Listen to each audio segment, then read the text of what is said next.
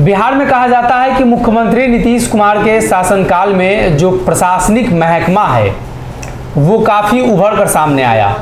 सुशासन की छवि के नाम से मशहूर मुख्यमंत्री नीतीश कुमार ने प्रशासन को इतनी छूट दे दी कि आने वाले समय में यानी कई बार ऐसा देखा गया कि कई लोगों के साथ जो प्रशासन का व्यवहार रहा है, खुद मुख्यमंत्री नीतीश कुमार ने इस पर संज्ञान लिया और कई मामलों को लेकर सरकार की फजीहत हुई। हमारे साथ कुमुद पटेल हैं, ओबीसी संघर्ष सेना के राष्ट्रीय अध्यक्ष हैं और साथ में वीर कुंवर सिंह यूनिवर्सिटी के छात्र संघ के अध्यक्ष 2012 से 17 तक जनता दल यूनाइटेड की तरफ से रहे हैं। इनसे जानकारी लेंगे। कई बार इनका नाम अखबार की सुर्खियों में रहा।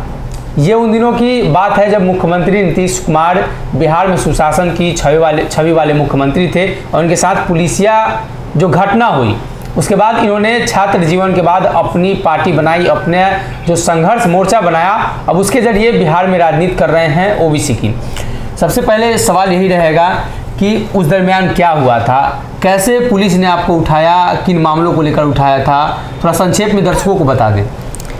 देखिए, पहले हम लोग जनता से और छात्र से जुड़ा हुआ जो मुद्दा रहता था उसको लेकर हम लोग संघर्ष करते थे।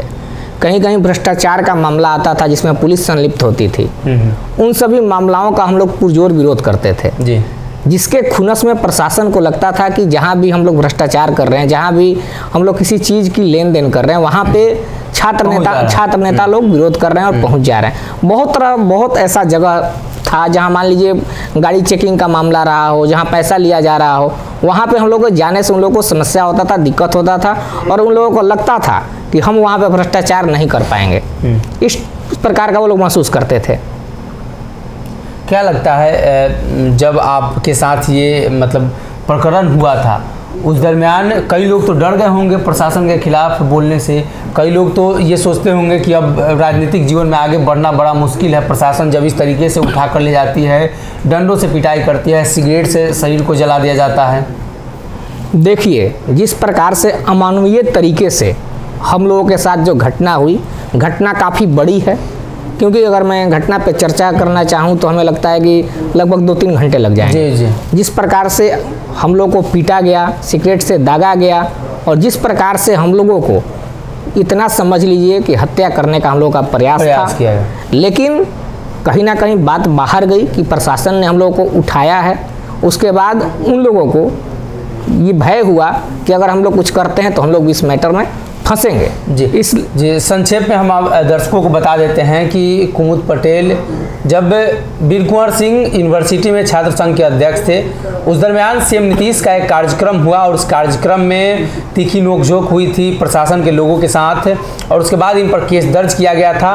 2-3 दिनों बाद इन्हें उठाया गया और बुरी तरीके से बेरहमी से पीटा गया और सिगरेट से इनके शरीर को दागा गया, जिसके बाद मानवाधिकार आयोग ने भी इस पर संज्ञान लिया। पुलिस कर्मियों का निलंबन भी हुआ था, काफ़ी मामला हाईलाइट हुआ था और ख़ासतौर पे जदयू के लोगों का इनको समर्थन भी मिला।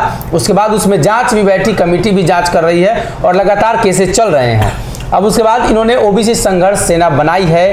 क्या मुद्दा रहा, किन वजहों से आपने इन संगठन को बनाया? देखिए, मैं पहले तो ये बता दूं, जैसा आपने कहा कि जदयू का समर्थन रहा, तो उस समय प्रत्येक दल के लोगों ने आपको समर्थन किया, क्योंकि जिस प्रकार की घटना हुई थी कहीं से उचित वो घटना नहीं थी जी। कोई एक सामाजिक कार्य करने वाला व्यक्ति जो समाज हित में कार्य करता है, छात्रों के लिए लड़ता है, समाज में किसी प्रकार की समस्याओं को उठाता है, उसके साथ ये जो बर्बरतापूर्वक ये जो घटना हुई वो पूरे बिहार के लोगों ने समर्थन किया और सभी पार्टी के लोगों ने एक सुर में कहा कि नहीं, ये ज्यादती कुमुद पटेल के साथ हुई है जी।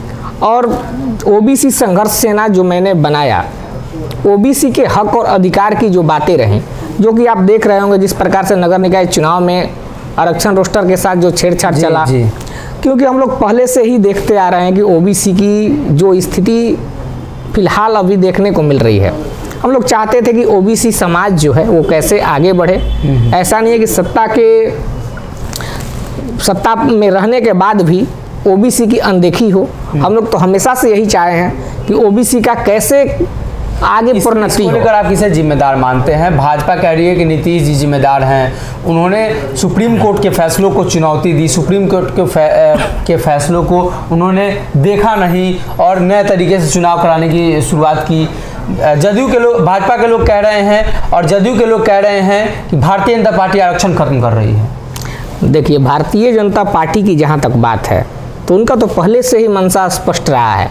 आरएसएस प्रमुख मोहन भागवत का बयान देख लीजिए जी, जिस प्रकार से उन्होंने कहा था आरक्षण की समीक्षा होना चाहिए, आरक्षण को समाप्त करने का एक शुरुआत किया था उन्होंने, एक मैसेज दिया था समाज में कि आरक्षण को किस प्रकार से पहले शुरुआत किया जाए समाप्त करने का।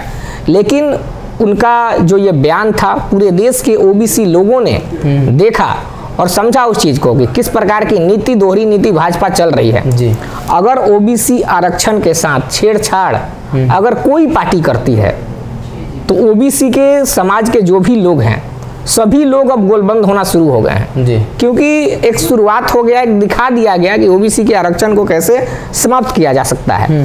और आपको मैं बता दूं, मैं तो पहले से भी कहते आया हूं, माननीय मुख्यमंत्री जी आरक्षण के हितैषी बनते हैं जी, कहते हैं कि मैं आरक्षण को कभी समाप्त नहीं होने दूंगा। तो बिहार के ही सभी विश्वविद्यालयों में और बिहार के जो भी वैकेंसीज हैं, किसी भी डिपार्टमेंट की वैकेंसीज रही हो, आप जाके उसकी जांच कराइए, आरक्षण विशेषज्ञ को बुला लीजिए, अब बुला के जांच कराइए। मैं दावे के साथ कहता हूं कि किसी भी एग्जाम में और किसी भी यूनिवर्सिटी के किसी भी कॉलेज में जो 27% भी आरक्षण है वो भी पूर्ण रूपेण लागू नहीं है, पूरा नहीं होता है और उसमें छेड़छाड़ है ना। सब जगह जाके चेक कराइए। मैं तो कह रहा हूँ, आपके चैनल के माध्यम से कहना चाहता हूँ मुख्यमंत्री जी को कि जाके आप प्रत्येक डिपार्टमेंट में जांच करा लीजिए कि आरक्षण की किस प्रकार से धज्जियां उड़ाई जा रही है। अगर ओबीसी संघर्ष सेना बनी है तो जहां जहां ओबीसी के साथ, आरक्षण के साथ छेड़छाड़ होगी वहां ओबीसी संघर्ष सेना खड़ी रहेगी। अभी तो हम लोगों ने 27% पे बोला जा रहा है और जो 52% की हमारी मांग है, जो 27% से बढ़ा के 52% किया जाए, उसके लिए हम लोग राज्य नहीं देश स्तर पे बड़ा आंदोलन चलाने की तैयारी में है। छात्रों के मुद्दों को लेकर आप भी रहे हैं तो आपको अंदाजा होगा कि कैसे यूनिवर्सिटीज़ में आरक्षण को लेकर जो मामले आते हैं उसमें कहीं ना कहीं अनदेखी की जा रही है। क्या लगता है कि किस सरकार की तरफ आपको ये आशा है या ये लग रहा है कि हमारे पक्ष में काम कर सकती है, ओबीसी के लिए काम कर सकती है? देखिए, अगर ओबीसी के पक्ष में कार्य करना होता, आरक्षण रोस्टर का सही से पालन कराना होता तो राज्य सरकार वहीं से प्रत्येक विश्वविद्यालय में एक नियुक्त कर देना। जो आरक्षण रोस्टर जो है उसकी सत्यता की जांच हो जाएगी। राज्य स्तर से कमेटी का निर्माण कर दें पूरे बिहार में, पूरे बिहार के जितने यूनिवर्सिटी हैं 5-5 सदस्यीय कमेटी ही बना दें। वो रिपोर्ट जब सौंपेंगी तो स्पष्ट हो जाएगा ना कितना % आरक्षण का पालन हो पा रहा है। तो आरक्षण का तो पालन हो नहीं रहा है। अभी आपको हम बता दें, इस प्रकार की वाफूह की स्थिति है विश्वविद्यालय के अंदर कि आप देखेंगे पूर्ण रूपेण जानकारी भी नहीं है कि आरक्षण रोस्टर, बिहार सरकार का जो आरक्षण रोस्टर वो कहता क्या है। जब लोगों को जानकारी अच्छे से नहीं होगी तो मान लीजिए वो आरक्षण रोस्टर लागू कैसे होगा जी। अगर राज्य सरकार इतना हितैषी है तो 105 सदस्यीय कमेटी प्रत्येक विश्वविद्यालय में बनाए। अगर ओबीसी का चाहती है, भलाई चाहती है तो इस ओबीसी को लेकर ही जातीय जनगणना की बात चल रही है कि ओबीसी का जनसंख्या कितना है, तो क्या लगता है जातीय जनगणना के आधार पर आप लोगों को न्याय मिलेगा? देखिए, जातीय जनगणना जो है ये बहुत बड़ा मुद्दा है और ओबीसी समाज का प्रत्येक व्यक्ति चाहता है कि जातीय जनगणना हो, क्योंकि आरक्षण का जो दायरा बढ़ाने की जब बात हो रही है वहां पे प्रश्न उठ रहा है कि भाई आपको कितना % क्यों दें। हम लोग तो 60% अपनी जनसंख्या आंक रहे हैं, उसके अनुसार हम लोग 52% की ही मांग किए हैं। लेकिन अगर जातीय जनगणना होती है तो हमें उम्मीद है कि जनसंख्या 60% के ऊपर जाएगी जी। अगर जातीय जनगणना हो जाती है उसके आधार पर आरक्षण सभी को दे दिया जाए। हमें ये नहीं कि एक समाज को, प्रत्येक समाज को जातीय जनगणना करके उसके अनुसार आरक्षण दे दीजिए। मतलब जिसकी जितनी जनसंख्या होगी उतनी भागीदारी दे दीजिए। फिर इससे ये नहीं समाज में रहेगा कि आप किसी के साथ भेदभाव कर रहे हैं, किसी को गुमराह कर रहे हैं, वैसा कोई बात नहीं रह जाएगा। किन मांगों को लेकर संघर्ष सेना आपकी काम कर रही है? खासतौर पे जब ओबीसी के लिए काम कर रहे हैं तो सिर्फ आरक्षण ही एक मुद्दा तो नहीं होना चाहिए? ना, देखिए, ओबीसी संघर्ष सेना विभिन्न मुद्दों को लेकर, जैसे न्यायपालिका में कॉलेजियम सिस्टम को जानते होंगे आप कॉलेजियम सिस्टम की बात कर रहे हैं, तो उपेंद्र कुशवाहा लंबे वर्ष से चर्चा कर रहे हैं, काफ़ी दिनों से चर्चा कर रहे हैं। देखिए, जो सरकार में भी थे, पहले सरकार में भी रहे हैं ना, तो बात केवल चर्चा करने से नहीं होती है। अभी भी तो सरकार में ही है। बात को कैसे पूरा कराया जाए, केंद्र सरकार में नहीं है अभी, पहले केंद्र सरकार के भी मंत्री रहे हैं, हाँ। लेकिन अगर आप सरकार में हैं, उसको आप उस बृहद तौर पर नहीं उठा पाए कि न्यायपालिका में कॉलेजियम सिस्टम को समाप्त करके ओबीसी आरक्षण को कैसे लागू किया जाए, प्रोन्नति में ओबीसी के आरक्षण को कैसे लागू किया जाए जी। ये भी नहीं कर पाए। ठेकेदारी में जो ओबीसी का आरक्षण लागू होना चाहिए, उसे भी कोई सरकार लागू नहीं कर पाई जी। बहुत तरह के ओबीसी से जुड़े हुए मुद्दे हैं, जैसे क्रीमी लेयर की बाध्यता का मामला है। आप देख रहे होंगे कि ओबीसी के 8 लाख तक क्रीमी लेयर का मामला है। ईडब्ल्यूएस को ले लीजिए, 10 लाख तक चल रहा है। प्रत्येक एग्जाम्स को आप जब जाकर देखेंगे तो बहुत ऐसे एग्जाम हैं जिसमें ओबीसी का कटअप लगभग जनरल के बराबर जा रहा है, कहीं कहीं तो ऊपर भी देखने को मिल रहा है जी। तो ऐसा स्थिति जब ओबीसी के साथ है, जब संविधान ने ओबीसी बनाया है, तो ओबीसी को जो इंसाफ मिलना चाहिए, जो हक मिलना चाहिए, जो अधिकार मिलना चाहिए, उसके लिए तो सरकार को सोचना चाहिए जी। अच्छा, ओबीसी संघर्ष सेना आप चला रहे हैं, देश के जो प्रधानमंत्री हैं वो भी ओबीसी से हैं, और बिहार के मुख्यमंत्री प्रधानमंत्री की रेस में है, वो भी ओबीसी से हैं। क्या लगता है कितना समर्थन मिल पाएगा, किन कार्यों की वजह से नीतीश कुमार को प्रधानमंत्री के लिए बिहार का ओबीसी समाज सपोर्ट करेगा? देखिए, जहाँ तक मुख्यमंत्री को प्रधानमंत्री सपोर्ट की बात है, तो वो सब राजनीतिक बातें हैं। और कोई व्यक्ति अगर आगे चाहिएगा ना कि ओबीसी बिहार का भी कोई ओबीसी प्रधानमंत्री बने, वहाँ पे तो अगर बिहार का कोई व्यक्ति, किसी समाज का व्यक्ति अगर आगे जाकर देश का नेतृत्व करना चाहता है, तो हम लोगों का पुरजोर समर्थन है, क्योंकि स्टेट की बात है, और स्टेट की जहाँ बात होगी वहाँ हम लोग अपने नेताओं का समर्थन जरूर करेंगे कि जाकर देश में प्रतिनिधित्व करें, और वहाँ पे भी हम लोग अपनी मांग को रखेंगे।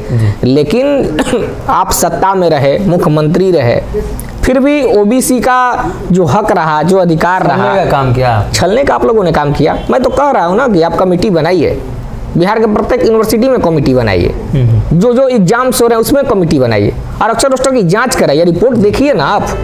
ठीक है, आप व्यस्त व्यक्ति हैं, आपके पास समय नहीं है, लेकिन रिपोर्ट मंगा कर देखिए, स्पष्ट हो जाएगा ना कि क्या स्थिति बनी हुई है। अच्छा, एक राजनीतिक सवाल ले लेते हैं। जदयू से आप जुड़े रहे हैं, और उपेंद्र कुशवाहा भी जदयू में हैं, संसदीय बोर्ड के अध्यक्ष। उनका विरोध बक्सर में हुआ, क्या लगता है इस विरोध को आप कैसे देख रहे हैं? लोगों का मानना है कि जो समाज है, कुशवाहा समाज है, पटेल समाज है, कुर्मी समाज है, उनके साथ उपेंद्र कुशवाहा ने छल किया है। देखिए, बात ऐसा है कि मान लीजिए समाज के किसी भी व्यक्ति के साथ किसी प्रकार की घटना होती है, तो समाज के नेता की दायित्व होता है कि जाकर उस मुद्दे को समझें और उसे उचित न्याय दिलाएं। लेकिन ये लोग सत्ता के नशे में इतने चूर हो गए हैं, या नीतीश कुमार हो, उपेंद्र कुशवाहा हो, या जो भी ओबीसी के नेता हो, जब समाज के साथ कोई बड़ी घटना हो रही है, तो ये लोग ना जाना चाहते हैं, ना ही उनकी समस्या सुनना चाहते हैं, ना ही उन्हें न्याय दिलाना चाहते हैं। सिर्फ राजनीति ओबीसी पर करेंगे, लेकिन उनकी समस्याओं को नहीं सुनेंगे। बस स्पष्ट है ना। अगर वैसा होता तो बक्सर में क्यों उनका विरोध होता? आपको भी जानकारी होगा कि किन कारणों से विरोध हुआ है जी। समाज के लोगों की हत्या होती है, ना न्याय मिल पाता है, ना कोई सुनने वाला होता है, तो समाज के लोग तो नेता का विरोध करेंगे ही ना जी। कुमुद जी थे, इन्होंने स्पष्ट किया है कि जो सिस्टम है, खास तौर पे ओबीसी समाज को लेकर सरकार का जो रवैया है, चाहे बात की जाए नगर निकाय चुनाव में अभी जो ताज़ा मामला आया है, या उसके पहले भी, या इनका कॉलेजियम सिस्टम को लेकर प्रहार है, जिस प्रकार से उपेंद्र कुशवाहा भी लंबे समय से मांग कर रहे हैं। और बात की जाए तो इनके पुराने संघर्ष के दिनों को भी इन्होंने याद किया है, और बताया है कि उसके आधार पर ये आने वाले दिनों में वैसा संघर्ष किसी भी छात्र को न करना पड़े, उस तरह के सिचुएशंस को न झेलना पड़े, इसीलिए संगठन बनाकर और आने वाले दिनों में लोगों को एकत्रित करेंगे और उस समाज को एकजुट करने की कोशिश कर रहे हैं। एक बात मैं और कहना चाहूँगा, जैसे कि आपने कहा कि जिस प्रकार से आप लोगों को बर्बर तरीके से पीटा गया, तो मतलब आने वाले जो जेनरेशन के छात्र नेता हैं वो राजनीति करने से डरेंगे जी। तो मैं आपको बता दूं, जिस प्रकार से हम लोगों को गुमराह किया गया, पीटा गया, जिस तरह तरह की यातनाएं दी गई, उसके बाद भी हम लोग ना ही डरे और छात्रों की समस्याओं को लेकर उसके बाद भी हम लोग मैदान में रहे और जहां भी छात्रों की समस्या रही वहां लड़ते रहे, उनकी आवाज को बुलंद करते रहे। तो इसलिए छात्र, जो नए जनरेशन के छात्र हैं, उन लोगों ने देखा कि इनके साथ इतनी बड़ी घटना भी हुई, उसके बाद भी हार नहीं माने, छात्रों के लिए खड़े रहे, छात्रों की समस्याओं को लेकर लड़ते रहे, जहां भी किसी प्रकार का भ्रष्टाचार हुआ उसका विरोध करते रहे। इससे नए जनरेशन के युवाओं का मनोबल बढ़ा और ज़्यादा से ज़्यादा वीर कुंवर विश्वविद्यालय चले जाइए या बिहार के किसी विश्वविद्यालय में चले जाइए, पहले के छात्र राजनीति को देखिए और आज के छात्र राजनीति को देखिए। नए छात्रों का, जो नए छात्र हैं वो छात्र राजनीति की तरफ काफ़ी एग्रेसिव हुए हैं और छात्र राजनीति में अपने आप को स्थापित करना चाहते हैं और उस माध्यम से आगे बढ़ना चाहते हैं। जी, इन्होंने ओबीसी संघर्ष सेना बनाई है और आने वाले दिनों में इसको लेकर कई कार्यक्रम भी करेंगे। फिलहाल के लिए इस खबर में अगर ये वीडियो पसंद आई और वह बिहार के राजनीति और बिहारियत से सरोकार रखेनी तो सब्सक्राइब बटन दबा के चैनल के सब्सक्राइब कर ली। ओजे एगो घंटी बा, ओकरा बटन दबा देला से कुल सटीक और मारक खबर रुआ मुफ्त में मिल जाई। अगर रुआ पत्रकारिता के हमनी के नया प्रयोग में सहयोग कर चाहतानी तो ज्वाइन बटन दबा दी। पेटीएम नंबर नोट कर ली 938681